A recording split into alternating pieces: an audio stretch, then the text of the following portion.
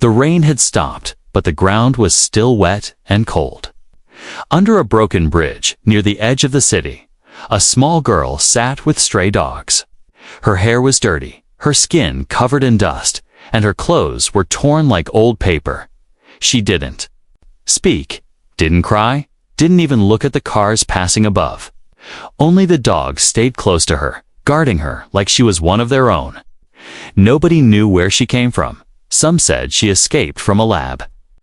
Others said she fell from the sky, but no one cared enough to find out. People walked past, holding their noses, calling her trash. Some even threw rocks, but the dogs growled and protected her. She ate from garbage bins, shared rotten food with the pack when the dogs barked. She barked. When they growled, she growled. Her eyes were shaj, silver and full of sadness.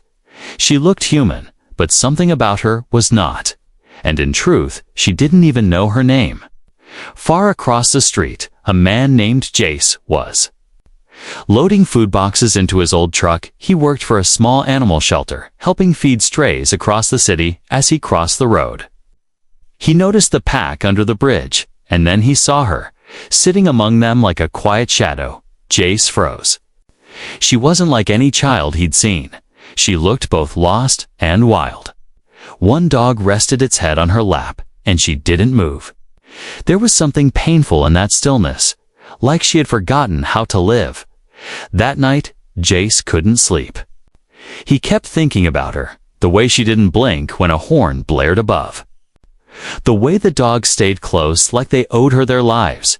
He decided to go back the next day with food, not just for the dogs, but for her too. In the early morning, he returned with fresh bread and cooked meat. He walked slowly, careful. Not to scare the pack, the dogs growled at first, but one of them, an old black mutt, sniffed Jace's hand and wagged its tail. He placed the food on a flat stone and backed away. The dogs moved in quickly, tearing into the meat, but the girl stayed still, watching Jace with those silver eyes. He smiled at her gently, then sat far back, waiting. She didn't eat, but she didn't run either. One puppy grabbed a piece and dropped it in her lap. Slowly, she picked it up and bit into it.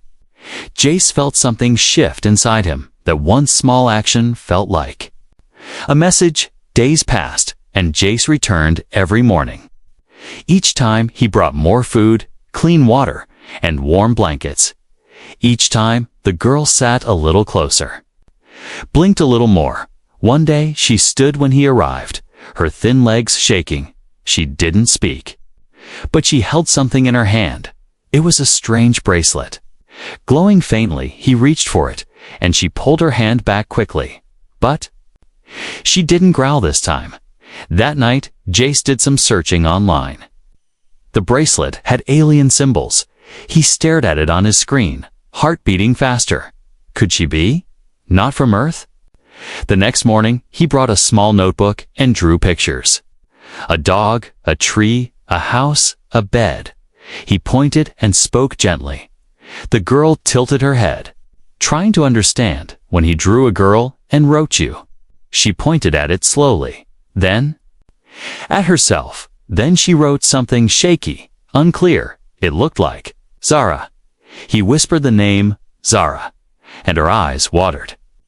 Just a little. The dogs circled around, as if sensing a change. Zara had remembered something. Maybe her name, maybe a feeling. Jace didn't know what was coming next, but he knew one thing for sure. This girl was more than just lost.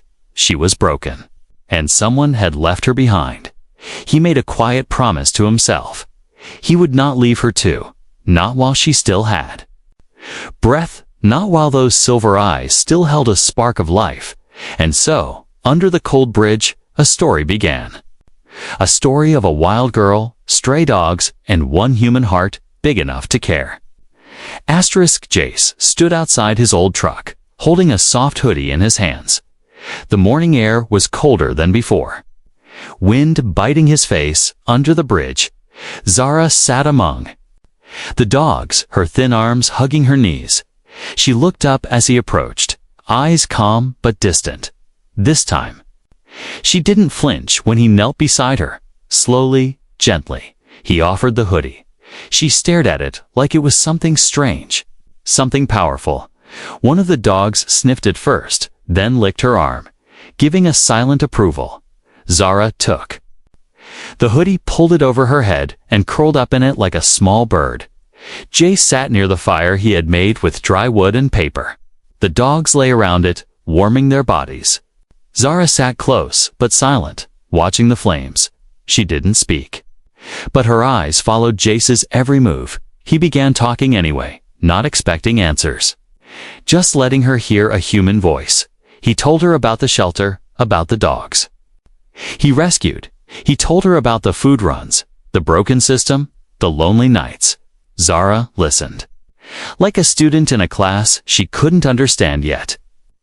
Sometimes she blinked slowly. Sometimes she looked at the stars above the bridge. But she never walked away, and to Jace, that meant something. The next day, Jace returned with something new. He brought a warm meal, rice and chicken, in a sealed box. He also brought a soft blanket and a small book with pictures and words. Zara took the food but ate slowly, her hands trembling with each bite. She stared at the book, then pointed at a dog drawing. Then at the real dog beside her. Jace smiled. Yes, that's a dog. She touched the page again and whispered, "Dog." Her voice was dry, unused, but clear. Jace's heart jumped. She could speak. She remembered something. Her name. The word dog. What else was hiding in her mind? That night, Jace sat alone, holding the bracelet she had shown him. The symbols on it didn't match anything online, but they glowed faintly under moonlight, like they were alive.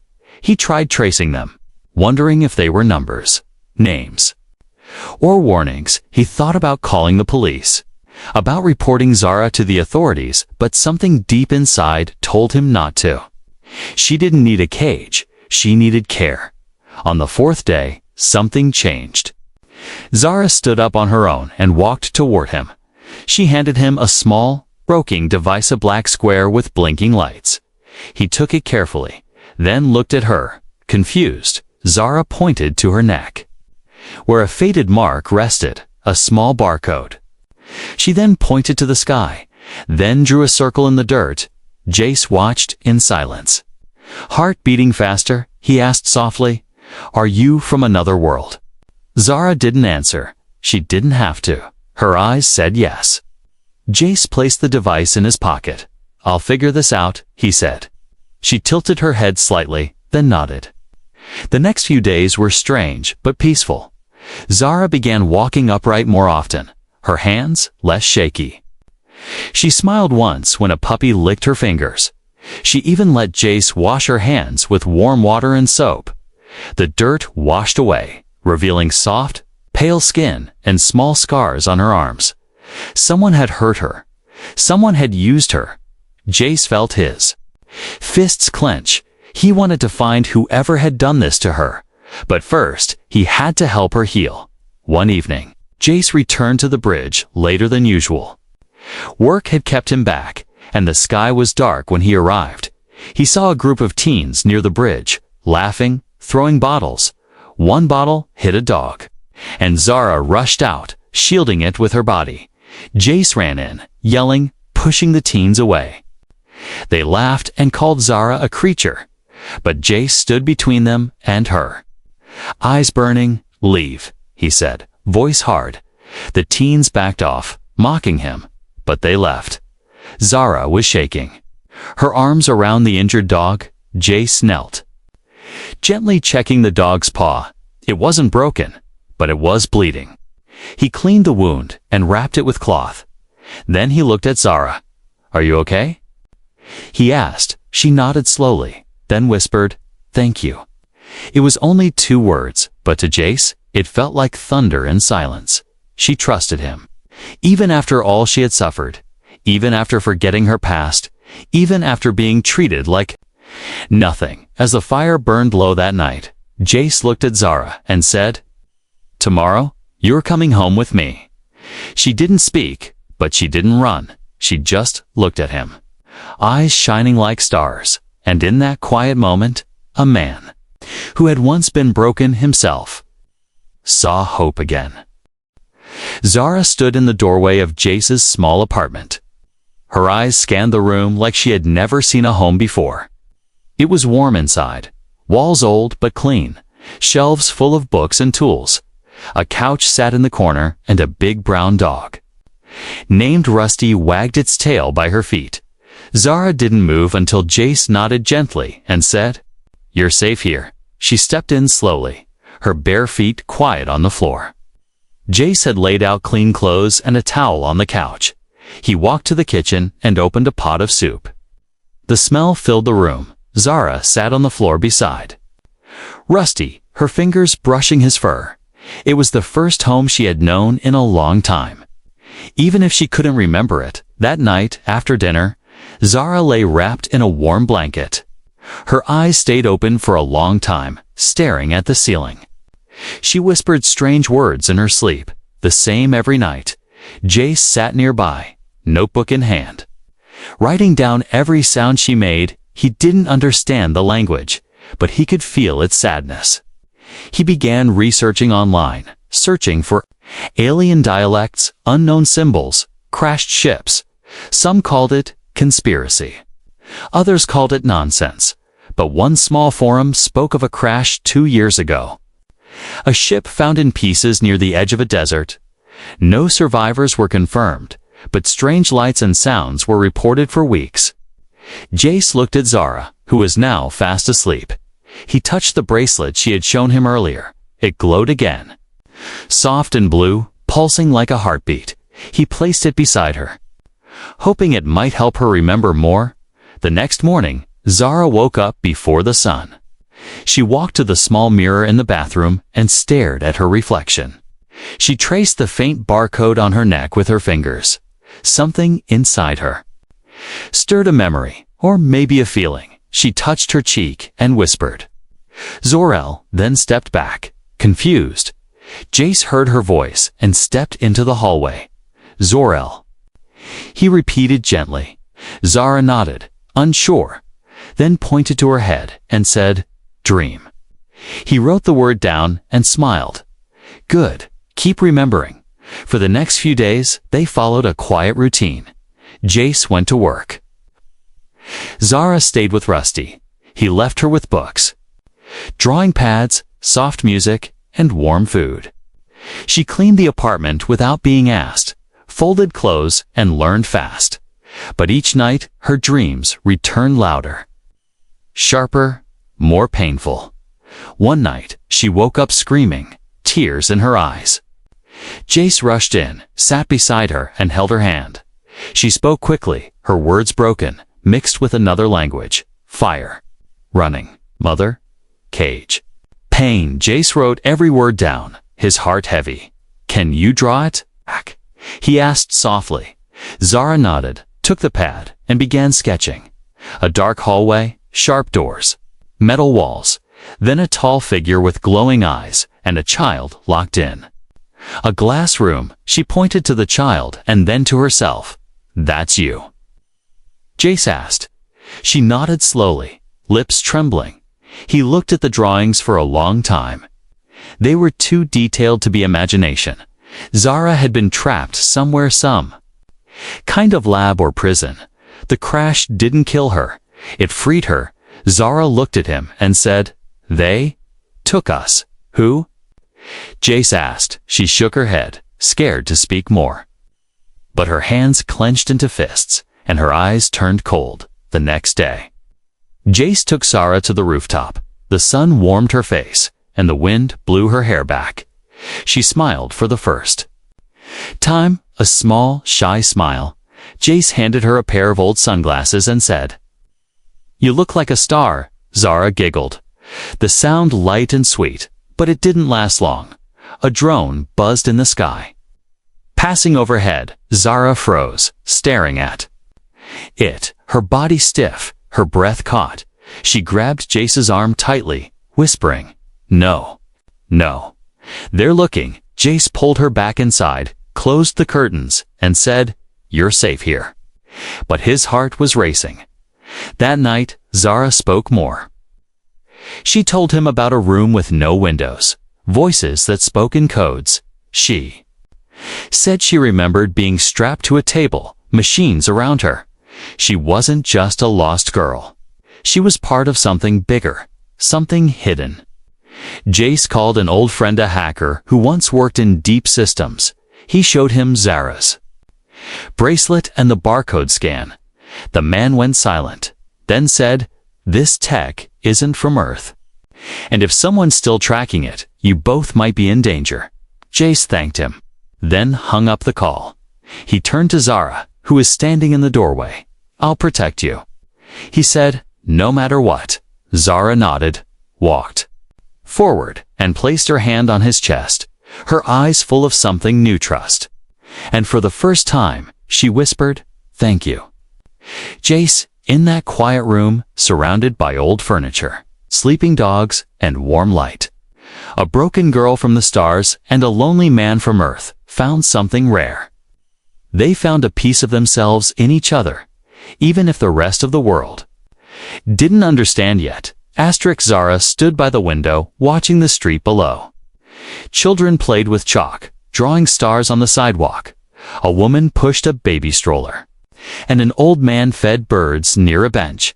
It all looked normal, safe, peaceful. But inside Zara's heart, something felt wrong. Rusty barked once and stood near the door, ears raised. Zara stepped back. Sensing something, a chill in the air, she closed the curtain slowly and whispered, "They're near." That evening, Jace returned from work with 2 bags of groceries. He noticed a black van parked across the street. Windows dark and tinted. It hadn't been there in the morning. He looked up at his building and saw Zara on the balcony. Staring down, she nodded once, her face pale, her hands shaking slightly. Inside the apartment, Jace placed the food on the table. Zara didn't speak, just handed him the bracelet. It was glowing brighter now, pulsing faster than before. Jace grabbed a small toolkit and began inspecting it. Inside was a tiny chip blinking red, a signal they're tracking you through this, he said. Zara looked at him with wide, frightened eyes. She reached for his hand and whispered, "I didn't know." Jace took a breath and said, "We'll stop the signal, don't worry." He carefully removed the chip and placed it in a metal box lined with foil. Then he dropped the box into an old microwave and shut the door. The glow from the bracelet faded, but Zara still looked uneasy. Later that night, Jace heard soft footsteps on the stairs, too light to be neighbors, too slow to be normal. He turned off the lights and stood by the door. Rusty growled quietly, teeth showing. Zara stood behind him, holding a kitchen knife with trembling fingers. The footsteps stopped. Then, a knock, gentle, too gentle. Jace didn't answer. A voice called out, "Delivery," but he hadn't ordered anything. After a long silence, the footsteps went back down. Jace watched through the peephole and saw a man in a black suit walking away. He wasn't carrying a box, just a small device that blinked in his hand. Zara sat on the couch, her arms around Rusty. "They're not going to stop," she whispered. Jace nodded. "Then we won't stay here." The next morning, they packed only what they needed: clothes, food, Zara's drawings, and the bracelet. Jace placed Rusty's leash on and zipped up a small backpack. They left before sunrise, walking through the back alley behind the building. Zara wore sunglasses and a hoodie. Keeping her head low, they moved fast, avoiding main roads and crowded areas. Jace led them to an old warehouse near the edge of the city. It belonged to his late uncle and hadn't been touched in years. Inside was dust, cobwebs, and silence, but no eyes, no cameras, no black vans. Zara sat against the wall, exhausted. Her hands rubbed her arms, trying to warm herself. Jace lit a small fire in a metal drum. The orange glow filled the room, casting long shadows on the walls. "Are you okay?" he asked. Zara nodded. then looked at him seriously. "There's more," she said softly. He sat down beside her. "Tell me." She closed her eyes and said, "Before the crash. They took many of us. We were not soldiers, not fighters, just children. They called us units. Like tools, they tested us, trained us, hurt us." Jace listened in silence. Zara continued, "Some died, some escaped. I was one of the lucky ones. When the ship broke, I ran. But I lost everything." Jace felt anger rising in his chest. They had treated her like an object, not a person. He reached out and held her hand. "You're not a unit," he said. "You're Zara." She smiled faintly, then said, "They won't let me live free." Jace replied, "Then I'll fight them, for you." That night, while Zara slept, Jace made calls to old friends, people who owed him favors, people who didn't ask questions. One of them, a retired soldier named Grant, promised to help. "I've seen this kind of tech before," Grant said. "I'll send coordinates. Meet me there, before sunrise." Jace woke Zara and said, "It's time." They climbed into his old truck, rusty in the back, bags packed tight. The road ahead was long and dark. But Zara didn't look back. She reached for Jace's hand and held it, eyes steady, and in that moment, she didn't feel like a lost girl anymore. She felt like someone on a path toward truth, toward freedom, toward home. The road stretched like a black ribbon through the forest. The truck's headlights cut through the fog, weak and flickering. Zara sat beside Jace, wrapped in a thick blanket. Rusty rested behind them, head on Zara's lap, ears twitching with every bump. They had driven for hours, leaving the city far behind. Every now and then, Jace checked the rearview mirror. No black vans, no drones, no shadows, just trees and silence. But he didn't relax, not yet. Zara watched the trees blur past. Her eyes were half closed. But her mind was awake. Memories came like flashes, bright lights, metal walls, voices shouting. She touched the bracelet in her pocket, now quiet. No glow, a dead signal, but still full of secrets. Jace finally turned off the main road and followed a dirt path. The truck shook as branches scraped its sides. After 10 minutes, they reached an old gate, half covered in vines. Beyond it stood a rusted cabin and a tall man leaning against a tree. Grant, the retired soldier, didn't smile. He walked straight to the truck and opened the door. "You brought her," he said, voice low and serious. Zara stepped out slowly, staying close to Jace. Grant's eyes narrowed as he looked at her. "She's not from here, is she?" Jace shook his head. "She's been hunted." Grant nodded once, then said, "Come inside." "We don't have much time." Inside the cabin, dust floated in the air. Maps were pinned on the walls. Screens glowed with strange data. There was a smell of old wood and gun oil. Zara looked around, her eyes catching a photo of soldiers in black armor. One of them looked like the man who used to watch her cage. Grant handed Jace a small device. "This will block short-range trackers." Then he looked at Zara and said, "I need to scan you." Zara hesitated. Looking at Jace, he nodded gently, and she sat down. The scanner beeped as it moved over. Her arm, her neck, her back. Red lights flashed, then turned green. "She's clean now," Grant said, "but they marked her deep." "What does that mean?" Jace asked. Grant sighed. "Her DNA carries a signature. They can trace it through satellites if they know what to look for." Zara's hands tightened. Her voice small. "They'll find me again." Jace stepped forward. "Then we keep running." Grant shook his head. "Running won't last forever. But maybe we can change the signal for the next 2 hours." They worked together. Grant opened the bracelet. Exposing wires and a glowing core, Zara sat beside Jace, helping him translate the symbols. They discovered it wasn't just a tracker, it was also a memory lock. When the final wire disconnected, a small light blinked and a projection filled the room, A hologram of a woman appeared, speaking Zara's language. Zara gasped, tears rising in her eyes. "That's my mother," she whispered. The message was broken, parts missing, but clear enough. "Zara, if you find this, we are alive. Trust no one. Find the human with the mark." The image vanished, leaving silence behind. Jace looked at her arm.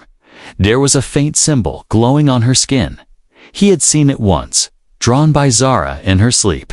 Grant stepped back, stunned. The girl wasn't just an experiment. "She's the key."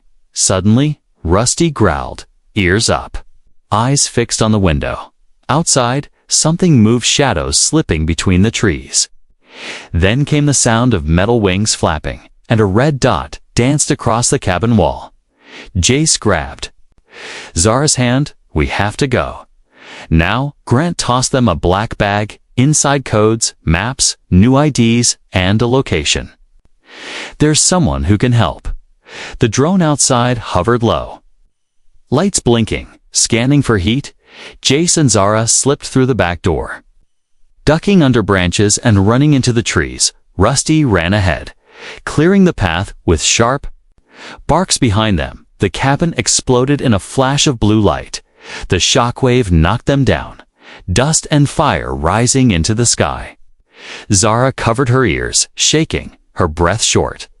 Jace helped her up. "We keep going," he said. They ran through the night, the cold biting their skin. But Zara didn't stop. The pain, the fear, the memories had all pushed her forward. She wasn't the same silent girl under the bridge anymore. At dawn, they reached a small train station. In the middle of nowhere, Jace used the fake IDs Grant gave him and bought 2 tickets. Zara sat on a bench, watching the sunrise. Her eyes still full of fear, but now with a spark of something stronger. Hope. When the train arrived, they stepped inside and sat in the last car. Rusty lay by their feet, tired but alert. Zara leaned her head on Jace's shoulder and whispered, "I want to remember everything." Jace looked at her and said, "We'll find the truth together." And as the train moved forward, cutting through forests and mountains, so did their journey into a world full of danger, mystery, and the quiet bond growing between them. The train rattled through endless fields, cutting across rivers and hills. Zara sat by the window, face pressed to the glass. Her eyes watched the world outside. Green trees, quiet farms, clouds. Floating above, it all felt unreal, like a dream too peaceful to be true. Jace sat beside her, flipping through the files Grant had given them, coordinates, names. Old contacts. One of them was circled in red, a place deep in the mountains, marked only as Hollow Point.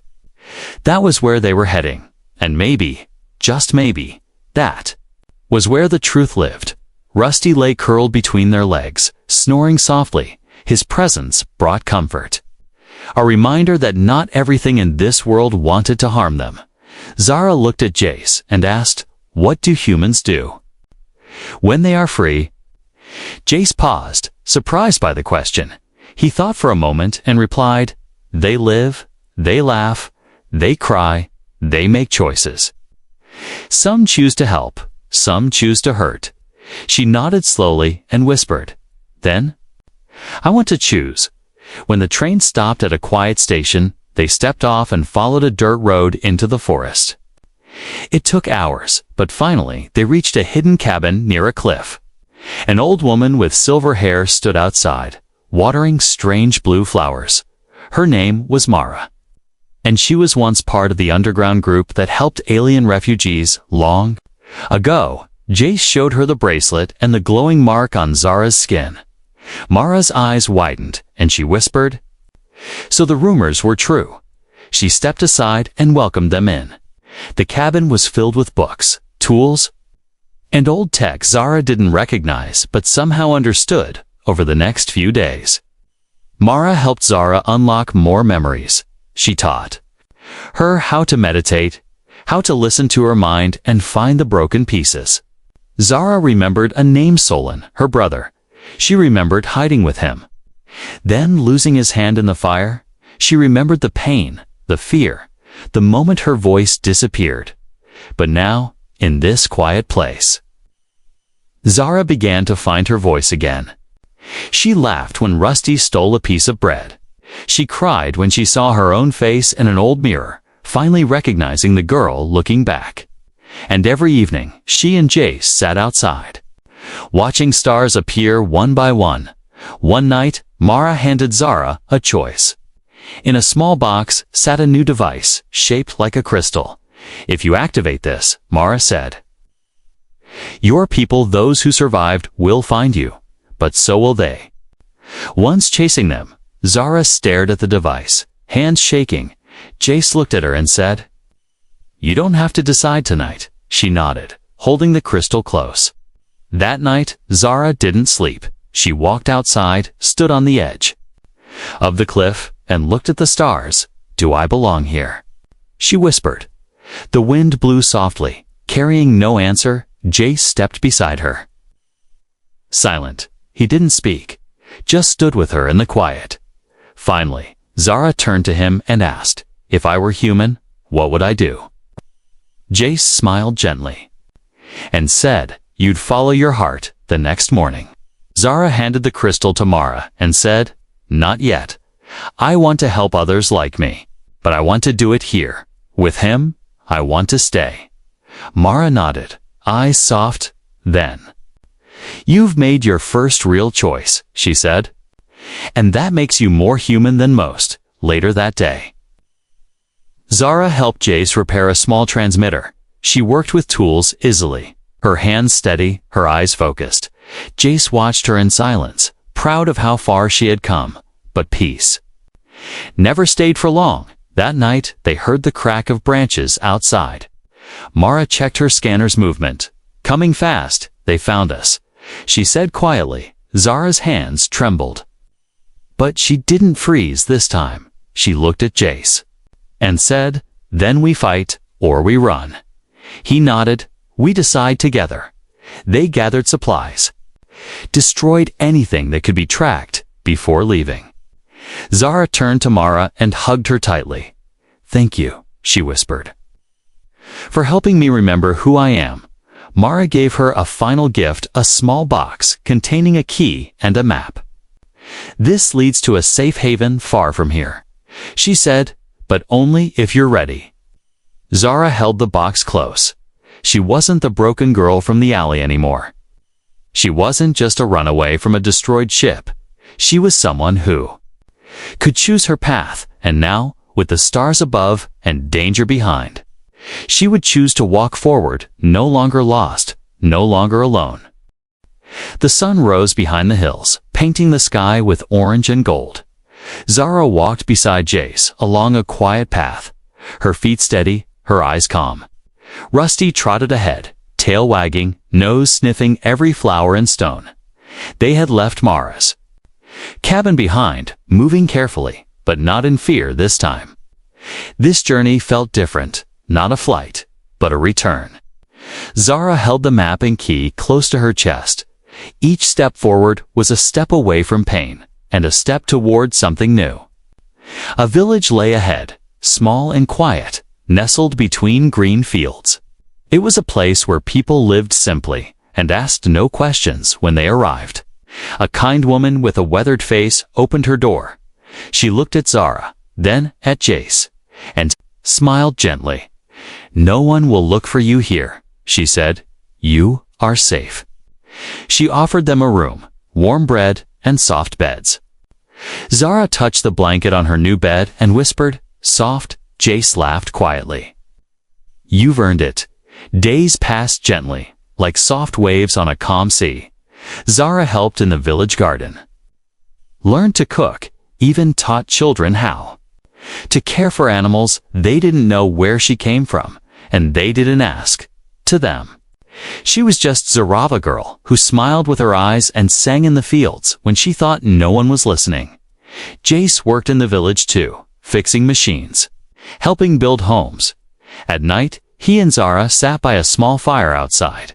They talked about stars, about dreams, About what it meant to have a future. She asked, "Do you think I can stay here forever?" Jace looked at her and said, "If that's what you choose, then yes. But the past never forgets." One evening, as Zara fetched water from the well, a stranger entered the village, tall, wearing dark clothes, with eyes that scanned everything. He didn't speak much, just asked, "Any new faces lately?" The villagers shook their heads, but Zara saw the danger in his eyes. She returned to Jace quickly, her voice calm but urgent. "They're looking again." Jace nodded. "Already packing. We'll go tonight," he said. "We can't risk this place." But Zara shook her head. "No," she said. "I'm tired of running." Her hands opened the small box Mara had given her, revealing the crystal. "It's time," she whispered. "I want to send the signal." Jace looked at her, unsure. "Are you ready for what might come back?" Zara nodded, her voice clear. "If my people are alive, they deserve to know I survived too." That night, under the open sky, Zara activated the crystal. A soft blue light rose into the air, spreading like a wave. No noise, no sound, just light carrying a message across space, across time, in the days that followed. Nothing happened. The stranger left the village, empty-handed. Zara waited, heart calm, mind steady, and then, one evening while working in the garden, she felt it, a hum deep in the ground. A sound only she could hear. She looked up and saw it a ship, silent and smooth, landing behind the hills. She walked toward it, Jace and Rusty beside her. At the ship's door stood a woman tall, with silver eyes like Zara's. Her voice cracked as she whispered, "Zara." Zara stepped forward, tears in her eyes. "Mother," she said. They held each other, hearts pounding. Zara's mother wept. "I thought I lost you." "I thought I was alone," Zara whispered. Inside the ship were other survivors, young and old. They smiled when they saw her, touched her hands, spoke her name. But Zara kept looking back at Jace. He stood at a distance, watching silently. Her mother turned and said, "Come with us. We can go home now." Zara looked at the stars above, then back at the village, and finally at Jace. She walked to him, took his hand, and whispered, "This is my home now." Her mother paused, then smiled, "Then we'll stay for a while, together." The villagers welcomed the others with open arms. Strangers became family, and stories were shared around fires. Zara began teaching the children how to read the stars. Jace repaired part of the alien ship, turning it into a home on the ground. Zara no longer feared her past. She no longer wondered who she was. She was Zara, the girl who lived with dogs, who found her voice, who chose to be human, and every night, under the same stars she once feared, she sat beside Jace, holding his hand, grateful for the day he saw her when no one else did.